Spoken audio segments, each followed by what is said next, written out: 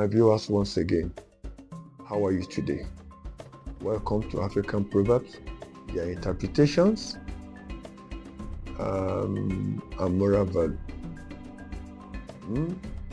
I remain Dairo, and through this channel I'll be giving you thousands of proverbs on daily basis.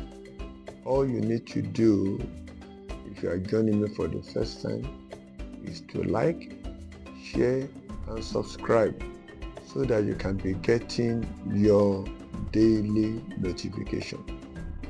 The proverb for today is from Cameroon, and this proverb says that the talkative parrot gets caught by the hunters.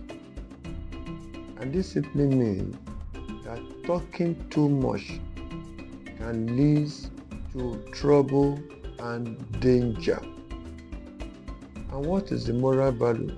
The moral value warns everyone listening against excessive talkativeness and the importance of discretion.